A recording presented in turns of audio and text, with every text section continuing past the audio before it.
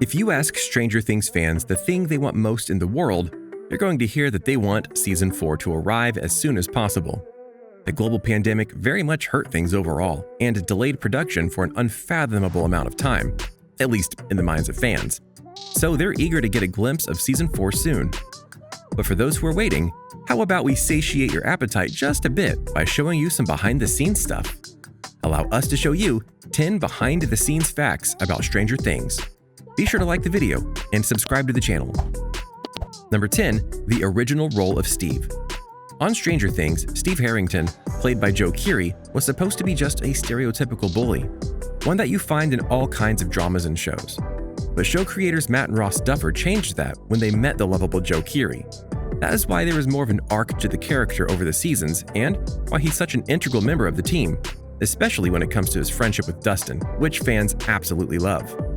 Most fans would agree that this was one of the best decisions they made, and proof that sometimes you need to see who is playing a role before you definitively stick to doing a thing with it. This wouldn't be the only time they did that with a character, and Joe Keery has absolutely benefited from playing Steve in this new way instead of a traditional trope. Number 9. How the Upside Down looks. When viewers were finally introduced to the Upside Down, it was viewed as a mystifying and beautiful parallel universe full of darkness, tendrils, and spores drifting in the air. It added to the mystery and terror of Stranger Things. But that's the catch. That's the final version of it. According to David Harbour, the actor who plays Chief Hopper, the Upside Down isn't all that scary when the VFX are all gone. In the show, it's amazing and beautiful, but on the actual set, it's really silly. There's just a bunch of purple piping that looks really fake and it pulsates, so it kind of feels like you're in a haunted house. For the spores, there's a dude with a big old pillowcase full of dandelions and a big fan. So you're walking down the hall, and then this guy is just standing there blowing dandelions on you. That account shows how important post-production and the ability to believe where you are in terms of the actors is.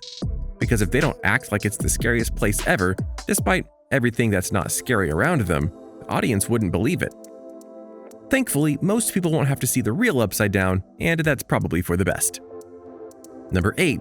Origin, New York. Stranger Things fans know that the show is based in Hawkins, Indiana, but it wasn't going to be like that when the show was first conceived. The Netflix show was apparently inspired by the Montauk Project conspiracy theory that alleges the United States government had some secret projects involving repressed memories, time travel, and various things like that. Deadline first reported on Netflix beginning work on Stranger Things in 2015 when it was under the title Montauk. The description read, "Described as a love letter to the 80s classics that captivated a generation, the series is set in 1980 Montauk, Long Island, where a young boy vanishes into thin air." So why the change? Budget constraints resulted in the show being filmed in Atlanta, Georgia, moonlighting as the fictional town of Hawkins, Indiana. The show is better for its more rural setting. Number 7. Eleven's hair. If you think about the iconic look and feel of Stranger Things Season 1, you inevitably end up on the shaved head look of Eleven. Millie Bobby Brown landed the role of Eleven while she was living in England and therefore did much of the auditioning process virtually. It wasn't until she was face-to-face with the Duffers at the final audition that she was told she had to shave her head. Brown recalls that exact moment she learns about the fate of her hair, saying, "So, I'm standing in the room with them, and the Duffer brothers come over to me, and it's just like, bzzz, on my head. And I'm like, what does that mean?" And Ross says, "Well, you've got to shave your head." To get her to go along with it, the Duffer brothers gave her a split screen of her and Charlize Theron in Mad Max Fury Road. She was told to have Theron's frame of mind and use her awesome look for motivation. She went along with it, and now she's iconic. And as fans know, she got to grow the hair back. Number 6. Mike's birthmark. Even the looks of the characters aren't safe from changes from concept to filming. One of the initial ideas was that Mike Wheeler, Finn Wolfhard, was supposed to have a birthmark on his cheek. After playing around with the concept, the Duffer brothers nixed the idea. Finn confirmed the fact himself, saying that the Stranger Things World Turned Upside Down book, my original character had a big birthmark on his face.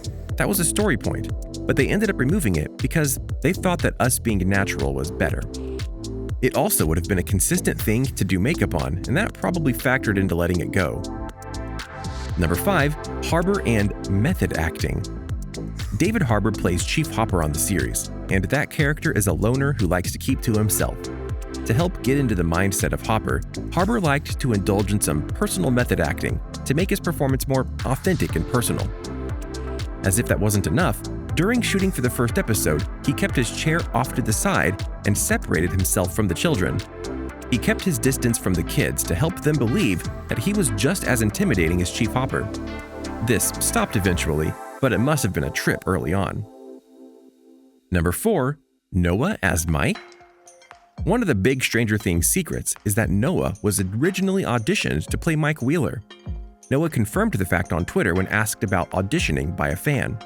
"I actually auditioned for Mike first, which @FinnScotta was so perfect for," he explained.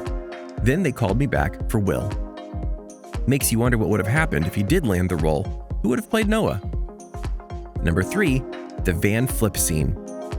One of the bigger moments in the first season of Stranger Things is when Eleven flips the van in episode 7. It was big and powerful and proved Eleven was not to be messed with. The finished shot was incredible. The making of the effect, though? Costly.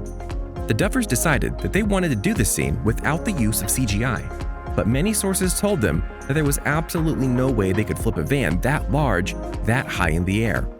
However, Matt and Ross Duffer wouldn't take no for an answer. They triggered explosives under the van to send it into the air, and the test was so successful that it was approved for shooting. However, it didn't go so well during filming. One of their explosives didn't explode, and the van flew right into a camera, destroying it and its lenses. It ended up costing the production thousands of dollars.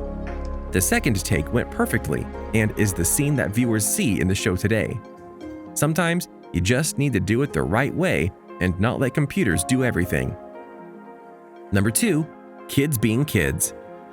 Ask anyone in Hollywood and they'll tell you the worst thing you can do during filming is getting it delayed. And on Stranger Things, with all the various events and such going on, you don't want delays. But during the bus scene in episode 7, one of the boys decided to fart multiple times. This delayed filming, and eventually, the farts became so toxic that the crew had to evacuate the bus. According to the Duffers, these shenanigans frustrated Millie Brown, and they had to give the boys a pep talk the next day. Remember, they're kids, and while they are paid actors, they're still gonna act like little kids when the time comes. Number 1. Casting. Ross and Matt Duffer and the casting directors obviously had some very specific ideas in mind about what they were looking for when casting the main kids for Stranger Things. It is a popular fact that they auditioned 906 boys and 307 girls for the kids' roles, according to the unofficial Stranger Things A to Z book.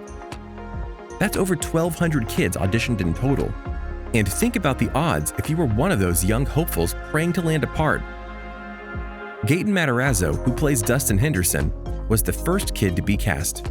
Whereas they looked at hundreds of girls before finding Millie Brown, and they didn't interview anyone after her. We think you'd agree their casting was pretty spot on, don't you think? So what do you think? What do you think of this look at the various behind-the-scene events of Stranger Things, and how they could have gone a lot differently if certain things went different ways? Are you shocked by some of the information presented here today? Which of these facts did you know about before watching this video? Do you know any other great behind-the-scenes facts? Let us know in the comments below. Be sure to subscribe, and we'll see you next time on the channel.